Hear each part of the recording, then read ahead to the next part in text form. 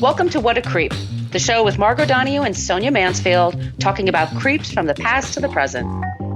This is your quick guide to the biggest creeps, jerks, assholes, and losers, the best of the worst. From two nice ladies who want the world to be a little less creepy.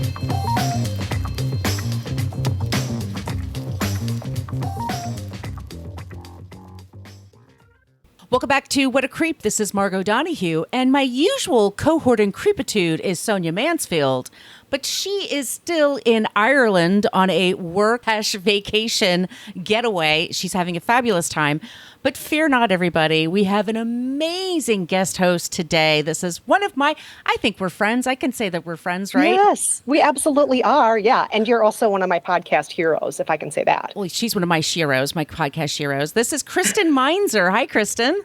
Hi, Margot. I'm so excited to be here. I always call you Margot D in my head because, you know, your show Dorking Out, you have a Margot P also. So we have to differentiate. Yep. That's actually book versus movie. We're going to go through all the stuff that we... Oh, sorry. No, that's okay. We both have so many shows. Oh, my God. Yes. I listened to all your shows, and that was a flub on my part. Everybody listen to book versus movie. It is so good. If you love books, if you love movies, it's fantastic. Margot P and Margot D are fantastic together. But yes, Sonia is normally the co-host of this show, What a Creep, and Sonia is also the co-host of your fantastic movie show, Dorking Out. So corrections made. No worries, y'all. We are the podcast that talks about creeps from the past to the present. You can find us we have a basic Facebook page, but that's usually a place where people go to complain about our language. We use salty language in this program. So, Kristen, feel free to let it fly should you want to. I'm not going to force you. We are very interactive in our Facebook group, but it is private, so you do have to answer a few questions in order to join, and just don't be a creep and hang out there with us. And that's What a Creep podcast group. Just ask to join. We're on Twitter, Threads, Instagram, What a Creep podcast, spelled it all out. And we have an old-timey email, whatacreeppodcast@gmail.com.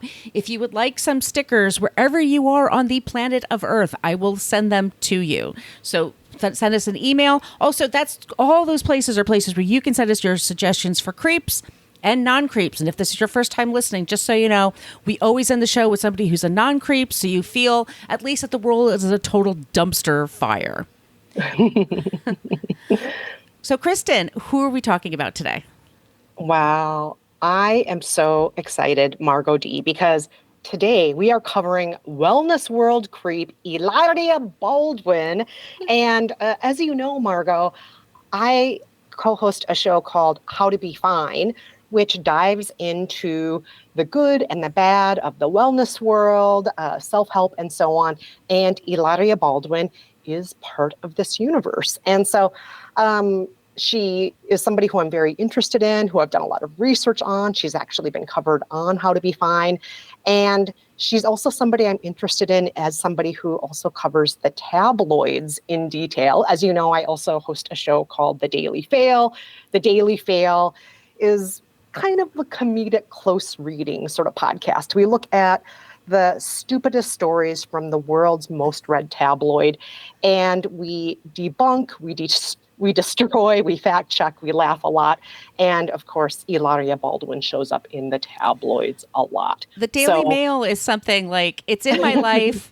Yeah, I read it. I know it's bad for me. You know, it's like Diet Coke. Every once in a while, though, I've got to have one, right? Yes, absolutely. I think that's true of a lot of things in life. Just because it's bad for us doesn't mean we don't enjoy it a little bit sometimes. Indeed. So sources for this episode, the list is very, very, very long. So I'm just going to name a few of them. The rest of the sources will obviously be in the show notes. So the sources include Insider, Vox, the Daily Mail. That's right. I am using the Daily Mail as a source because they actually hired a genealogist to work on the backstory of Hilaria Baldwin. So they had a legit genealogist at one point. Vulture, Vogue, the New York Times, LA Magazine, The Cut. The list goes on and on and on. So I'm not going to list everything here. We have over 20, maybe 30 sources for this episode. We also have the original Instagram feeds of Hilaria herself. So check that out if you want to be irritated, because her Instagram feed is very irritating. Let's start here. Hilaria Baldwin is a self-described wellness expert, yoga enthusiast, and mommy influencer. She co-founded the Yoga Vita Studios in New York. She hosted the now defunct Mom Brain podcast along with Dr. Oz's daughter, Daphne Oz. She starred in the DVD At Home with Hilaria Baldwin, Fit Mommy to Be Prenatal Yoga, which I am sure did not body shame any moms at all. Yes, it did. She wrote the self-help book, The Living Clearly Method. That's right, The Living Clearly Method. 5 principles for a fit body, healthy mind, and joyful life. But what she is most famous for being is the much younger Spanish wife of Alec Baldwin, who she married in 2012. She's the mother of their 7 Baldwinitos, as she calls them. She's an active social media presence whose posts are mostly about her children, about how quickly she takes off the baby weight, and her yoga poses in unconventional places, as well as her Spanish identity. All of that very she's known relatable, for. super Yes. relatable content. Oh, wow. Now, Margot and listeners, you may have noticed I mentioned Hilaria's Spanish ethnicity more than once here, and that's because it is so central to who she is and what her brand is. So to give you an idea of just how central, let's talk about her wedding. When Alec Baldwin proposed, he took her to Montauk, Long Island, the furthest point east in New York State, because in his words, this is the closest I could get you to Spain. For their ceremony, I know. For their ceremony, she wore a traditional white Spanish mantilla veil. She waved a flamenco fan teasingly in Alec's face, and their wedding bands were inscribed with "Somos un buen equipo," Please which tell me. translates to Go ahead. "We are a good team." Please tell me she also was singing La Ista Bonita by Madonna. Oh my gosh. I wish she were. That would be great. But they did actually have Spanish music at the reception. I'm not sure if that was one of the songs that was played. After the wedding, Alec and Hilaria watched the Spanish national soccer team win the 2012 Euros competition. She told Vanity Fair España it was the first time Alec saw a game where Spain played and we won.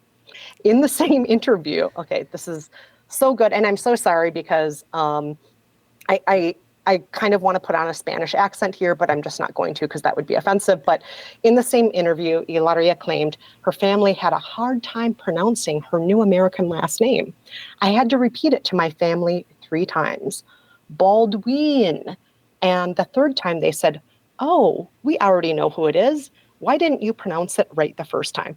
You understand my temptation here to put on her Spanish accent, right? Yeah. But I'm not going to do that. Not going to do it. Soon after tying the knot, the couple was blessed with 1 child, then another until there were 7. Each of these little Baldwinitos was given a traditional Spanish name: Carmen, Rafael, Leonardo, Romeo, Eduardo, Maria, and finally Hilaria, named after Hilaria herself. As her family grew, she and her Baldwinitos received more and more press coverage. Perhaps you saw some of it. They landed multiple magazine stories, including several in the Hispanic and Latin American press, including Hola magazine and Latina magazine. And in these interviews, Hilaria emphasized how important it was for her to raise her children speaking her quote-unquote native Spanish language, and how important it was to introduce them to Latin culture, even though Spain is not Latin America.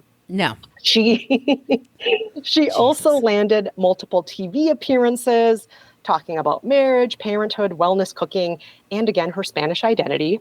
In those interviews, she often spoke with a thick Spanish accent. And in one now infamous cooking segment on the Today Show, she paused and said, "How do you say?" when referring to a cucumber. We have all these clips in the show notes, by the way, y'all. Just flip on the artwork and you'll find it for yourselves. It's truly spectacular. It really is. It really, really is. On social media, Hilaria promoted her appearances in the Hispanic and Latinx press. She captioned photos of her children and her yoga poses in Spanish. She shared Spanish memes. And she also, okay, everybody get ready to cry here. She also spoke frankly about being marginalized as a Spanish woman in America. In one 2016 Instagram post, she talked about how often she was asked if she was the nanny because she speaks Spanish and doesn't look like, quote, her blonde, blue-eyed children. So marginalized. But fortunately, Hilaria was not alone in this oppression. She had the support of her husband, Alec, who proudly referred to her in interviews on TV shows as being from Spain. He did not want to hide her from the light. He wanted to shine a light on her Spanish heritage, to celebrate it.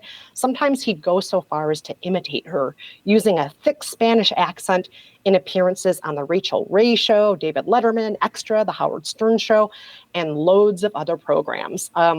Again, I'm not going to imitate him imitating her, but just imagine a very thick Spanish accent.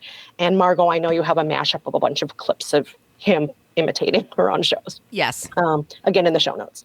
So if you did want to learn more about Hilaria's Spanish background, though, you wouldn't just have to listen to Alec speaking in these interviews. You could also just go straight to her CAA speakers page. That's Creative Artist Agency, probably the largest agency in the world for entertainers.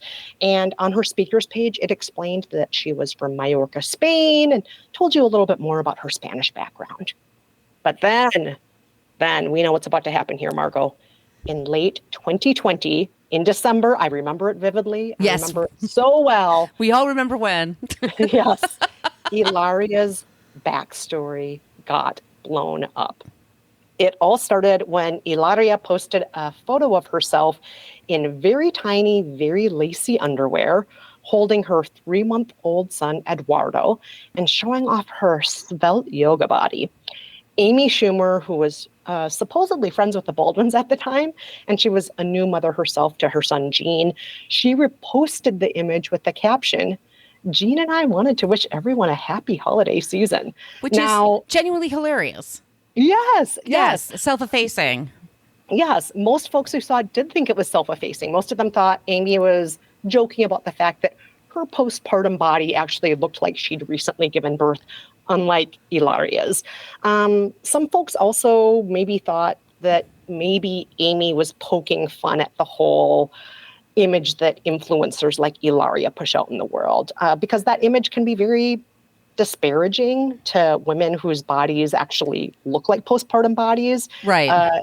It can be part of a larger messaging of fat shaming and mommy shaming and so on. So some people just thought Amy was, doing a little bit of both, a little bit of self-effacement, but a little bit of, hey, maybe this isn't the way we should be celebrating women who just had kids.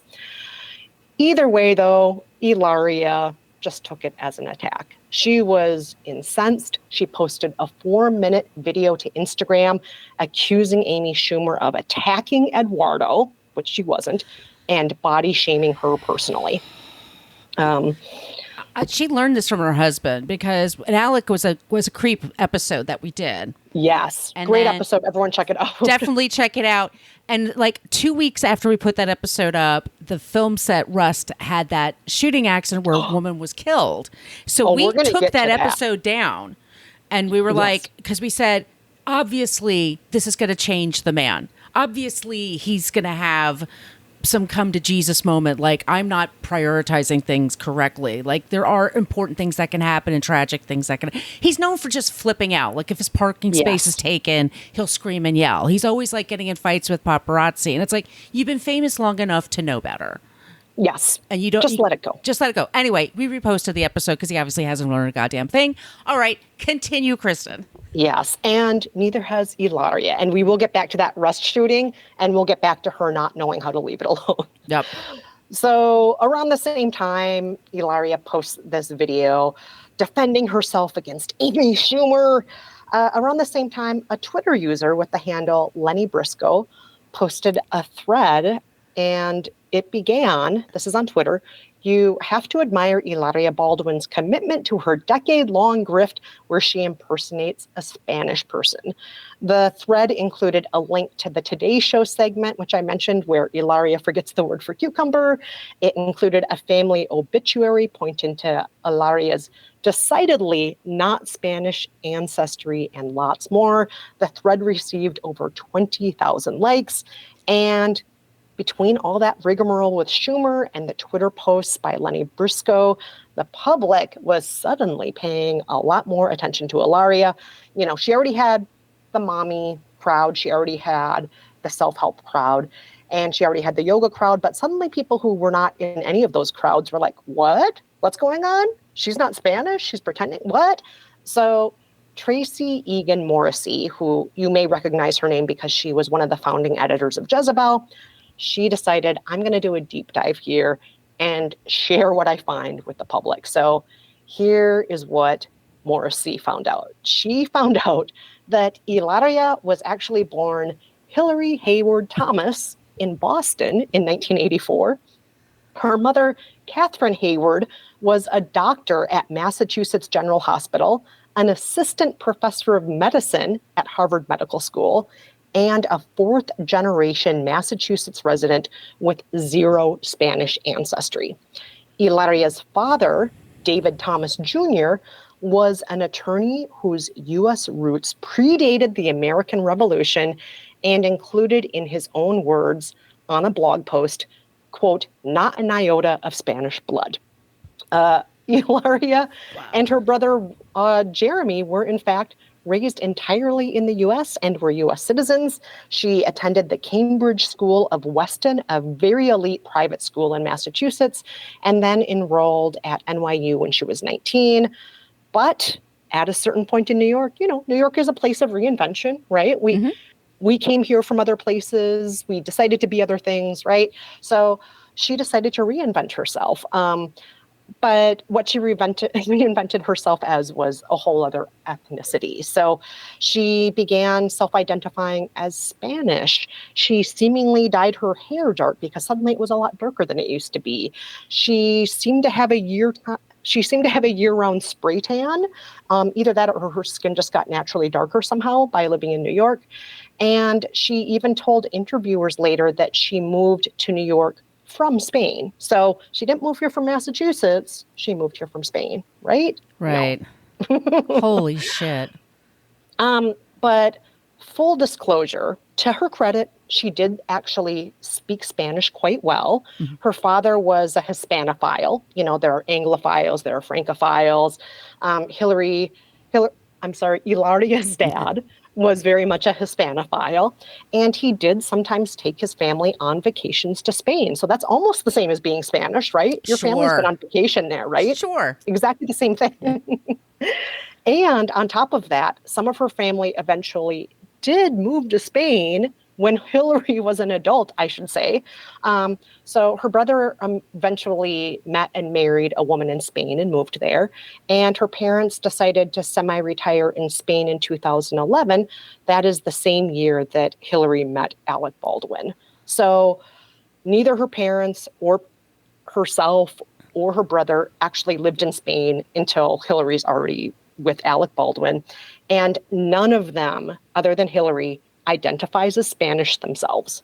None of them speaks with an accent. None of them claims Spain as their place of ancestry, their nationality, their identity in any way. It's just Hillary who does that. Anywho, when Morrissey revealed what she found to the public, members of the press and the judgmental hordes like me began doing their own digging.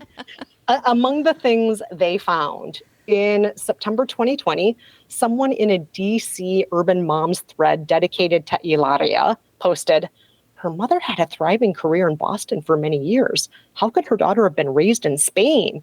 Even if she vacationed there, there's no reason she would have picked up an accent like that. It's fake. So this is months before the whole revelation that she's not Spanish. Mm-hmm.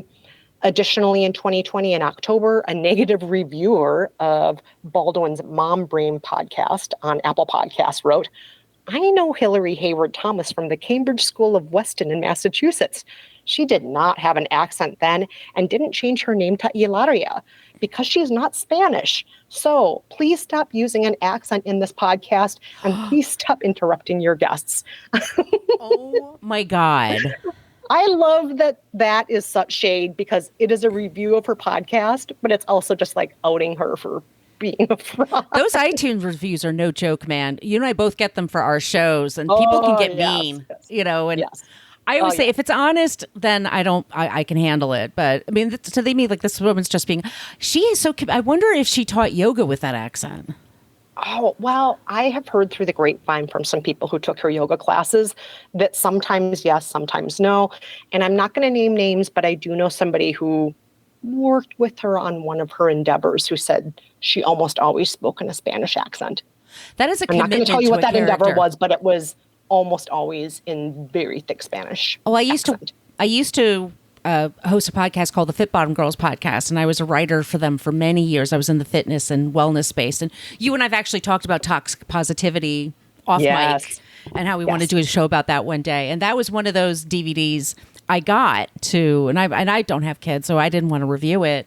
But Alec is perfectly like, this is my Spanish wife who's pregnant, who could do all these amazing things. I mean, he had her back, I have to say. Like they must really love each other because he was. But I wonder, did she use this accent when she met him? I always wonder that too. Right? I always wonder. All right. So back to all of this dirt that people are digging up. So in addition to that DC Urban Moms blog and that Apple Podcast review, there was also a whole subreddit dedicated to her months before she was outed. And among the many comments on that subreddit was this one. She is the Spanish Rachel Dolezal who faked an identity to get famous. That's what I'm thinking of, yeah. We all remember Rachel Dolezal. She was white but pretending to be black and working for the NCAA and a lot of other problems. We're not going to go down the road with her. Yes, that's right. Yes. So those three examples I just gave there, those are just in 2020. In fact, there are examples that the public and press dug up that went back years pointing to her fake identity. And in some cases, Hilaria's own Twitter showed her clapping back at people who were calling her out, who were saying, I know you're not really Spanish. And she was clapping back at them years earlier than this. So there was a paper trail going back long enough, almost to the very beginning when she started this fakeness. So this is no joke. Anywho, Hilaria, she knows she's in trouble now. She knows everyone's seen those Twitter threads. She knows everybody's been talking about her. So eventually she does decide she needs to respond to the frenzy. And how does she do it? She goes onto her Instagram again. She releases a video. And in it, there's a bunch of word salad. A lot of it's hard to parse out. But among the things she says is, I'm born in Boston, and then I spent some of my childhood in Boston, some of my childhood in Spain. Ethnically, I'm a mix of many, many, many things. And then she explains her Spanish accent away, saying it's just her being nervous and overly enunciating certain things. And then she says we should all just let it go about her name change because she says it's just a few letters different. So I think we shouldn't be so upset about it. Mm-hmm. Alec Baldwin, being Alec Baldwin and always, having his wife's back, he comments on the post saying, you never claimed you were from Spain. Despite the fact that he had already said in many, many interviews before. Also on the Comedy Central roast of Alec Baldwin, they make a whole, Nikki Glazer's like, how do you say your wife's name? And he was like, Hilaria. He really over-announced it. Yes. He was selling that too. Yes, absolutely. Absolutely. But she doesn't stop there with that one video. A little over 6 months later, in July 2021, Hilaria again takes to Instagram, broaching the whole subject of her identity, saying that she identifies as, quote, multi.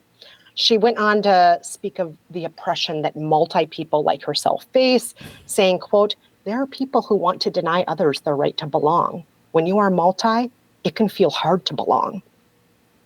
She's very You can't oppressed. see my eye roll, y'all. It's ay, ay, But not long after, the eyes of the world were on the Baldwins for a totally different reason, which you already touched on, Margot. ay. In October 2021, on the film set of Rust, a movie Alec was producing and starring in, he accidentally shot and killed his director of photography, Helena Hutchins. This was obviously an enormous tragedy for Hutchins and her family, but Hilaria, of course, somehow made it all about herself. During an interview between a journalist and Alec, she continually interrupted until Alec eventually turned to her and said, "Will you do me a favor and let me answer the questions?"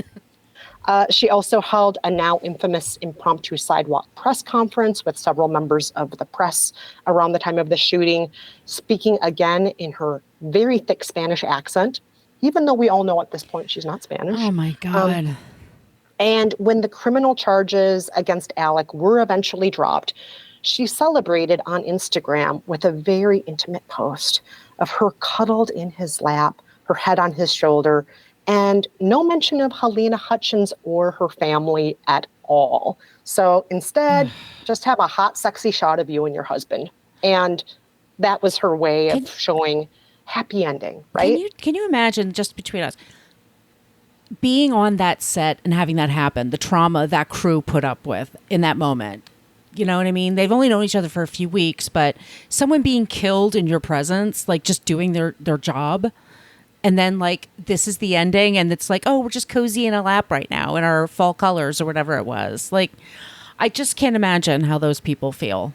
No, It's got to be devastating, and it's just it's so tone deaf. It's so callous. Yes. It's just like, really, this is not about you, Hilaria. This is not about your No. love life right now. There is somebody who does not have a wife in his lap right now, Yeah. and that's Helena Hitchens' widower. Or yeah, a kid without their mom. Yeah. Yeah. Oh, God, it's so terrible. So this brings us to the present, and I know this is not your normal format, but I have decided, if it's okay with you, I'm just going to list the top 8 reasons why I consider Hilaria Baldwin a creep. Go for it. This list could be 25 items long, maybe 100, but I've just decided on 8. So reason number 1, Hilaria is pretending to be a member of a marginalized group. Right. I don't know if people outside the U.S. understand this, but here in the U.S., people who speak Spanish or descend from Spain, we call them Hispanic people here, face anti-Hispanic discrimination in real and ongoing and structural ways. And this is why the U.S. Census and other government agencies routinely ask people if they are Hispanic to help governments and communities enforce anti-discrimination laws, regulations, hiring policies, and so on. And this is why it is inappropriate to pretend to be Hispanic when you are not. It is wearing the identity of a marginalized class as a costume. And you can take off that costume anytime you want to. You can let that spray tan like fade. You can decide to just speak with the most Boston accent you want to. You don't have to, live with the everyday reality of being Hispanic in an anti-Hispanic culture. All right. Reason number 2, Hilaria is a creep. She presents herself as somebody, aside from being Hispanic, she presents herself as somebody with a semi-immigrant identity who struggles with English. And for many Americans, regardless of whether or not their first language is Spanish or Mandarin or Portuguese or whatever it may be, for many Americans, this is a fact of everyday life. And again, unlike Hilaria, they can't just code switch into speaking like a private school educated Massachusetts person if they want to. This is something that is a real struggle in lots of ways, and the world is not necessarily set up fairly for people who are bilingual or who are immigrant. But Hilaria just gets to do it because it gives her some sort of street cred when she wants to do it. Right. Reason number 3, Hilaria has overtly played up the idea that she is oppressed when she in fact is not oppressed. In her Instagram post about always being mistaken for the nanny, in her Instagram post about being body shamed for having a yoga body. Oh, poor you. Oh, Please. in her Instagram post about not belonging anywhere because she's multi. The fact is she is not oppressed, and don't pretend you are oppressed for these reasons when other people actually legitimately are oppressed. None of these are oppression. This is not oppression. Okay. Reason number 4, Hilaria Baldwin is a creep. She has continually agreed to be featured inside and on the covers of magazine like Hola, like Latina. And in doing so, she has taken away page space from people who are actually Hispanic and or Latina. Why are you taking up the bandwidth that isn't actually the space you should be taking up, Hilaria? That should be going to other people. You're taking away opportunities from others. All right. I'm going to shift gears here. My 5th reason for thinking Hilaria is a creep, she promotes the idea that postpartum women should look like they've never given birth, and she blames women if they don't. This is an idea not just promoted on her Instagram feed, on her DVD, in her book, but also in interviews. Talking to The Cut, she said this, which just drives me nuts. Quote, "If you have a natural birth, you just deflate. Every day, your body gets smaller and smaller, and if you breastfeed, it goes away faster. Your body is supposed to do this as long as you treat it right." So, ladies, if your body doesn't deflate within a matter of days, it's because it's your fault. You're not treating it right. That's your fault. Also, she has nannies and assistants and cooks and dietitians and all of that at the reg, like as soon as she needs it. Like versus another mom, like has to usually do her job and be the job person and the job of being a mother and the wife and the homemaker and all that other crap. Yeah. And you're trying to recover from giving birth. Was having to actually do her own laundry. Would she be able to just take selfies and exercise all day? Like the laundry alone would take up half her day, right? It took up mine yesterday in this heat. No joke. It makes me so mad. It's like women who are shaming other women for these kinds of things, especially when you are so rich. Like, come on. This is a privilege issue. This is not that those other moms aren't exercising hard enough for doing what you do. It's not fair. All right.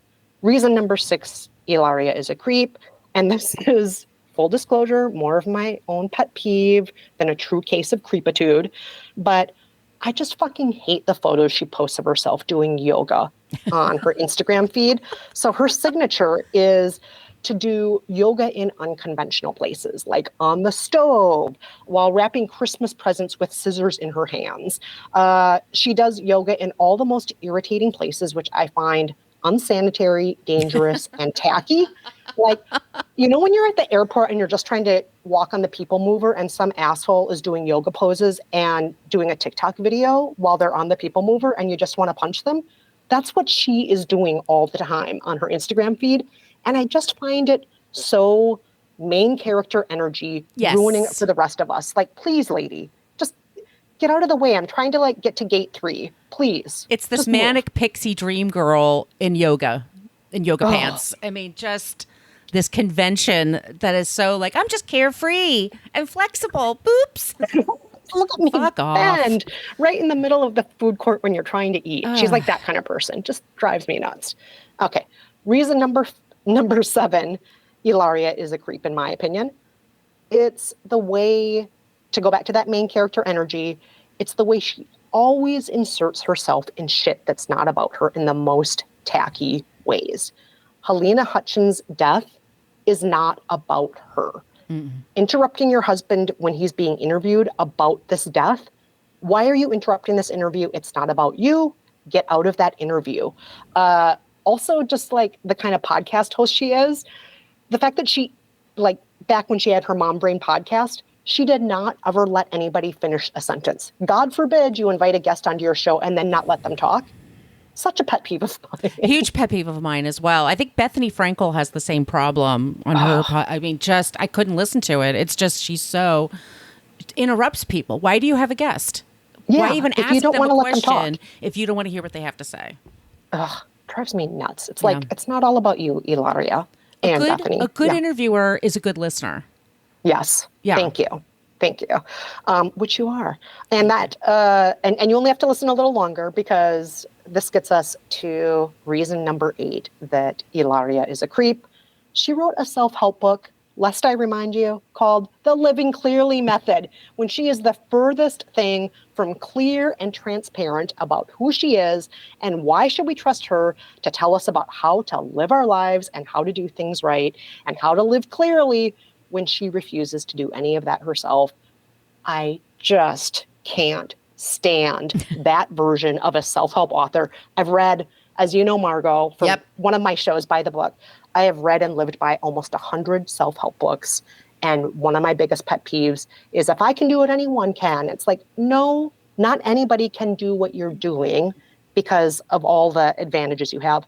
And in this case, not only can I not do what you're doing, you are not doing it yourself. You are not living clearly. So shut the front door and don't tell me how to do it. Exactly. Good job, Kristen. Thank you. Thank you so much. I hate the whole, especially the skinny shaming that people claim is a thing, which is not a thing. Skinniness is fetishized in our culture, in many cultures, and being overweight is demonized. Period. End of statement. So someone calls you skinny, even really skinny, it's not the same as someone calling you fat or really fat. These are just two different things. These are... Yes. And it's... I mean, more often than not, telling somebody they're really skinny, even if it sounds with the tone of concern, is a way of expressing jealousy or of celebrating how thin you are. That is not the same as shaming somebody.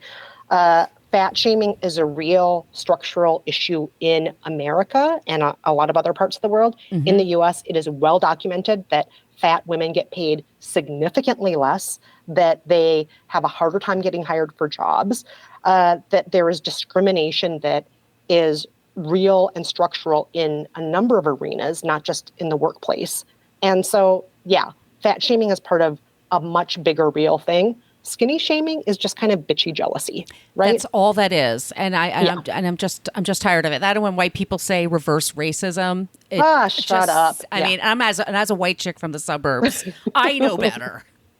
Yes. Yeah. Or straight shaming, like you're just trying to make straight people feel bad about themselves. Parade, right? Who will think of the straight guys? All right. Let's pivot to somebody who's not a creep. Do you want to hear about a non-creep today? This was your suggestion, and we were going to use her because we talked about the fire at the rock club in Rhode Island from the band Great White during their show, and we were looking for New England people, Rhode Island people to feature as a non-creep, and one of our listeners in the What a Creep Facebook page mentioned Viola Davis, and we weren't able to use her then, but you mentioned her, and I was like, yes, let's do this. So she went to Rhode Island College. She also went to high school in Rhode Island. She is an American actress and producer. She has an Emmy, Grammy, Oscar, and Tony, and EGOT winner. She's an exceptional actress. We all know this about her. She's a Leo, August 11th. She's beautiful. You know, she just has that amazing gorgeous face and the hair and just the way that she presents herself. But in spite of all, in addition to all of that, she happens to be a really decent human being. She is one of my favorite people to follow on social media, especially Instagram. She uses her platform, and she has 11 million followers, by the way. I'm one of them. Yep. To promote healthy body image, to promote women. It's women from all kinds of backgrounds, women's spaces. She is somebody that truly cares and wants to make a difference in the world. She is somebody who's donated all kinds of funds to her hometown public library, Central Falls, Rhode Island.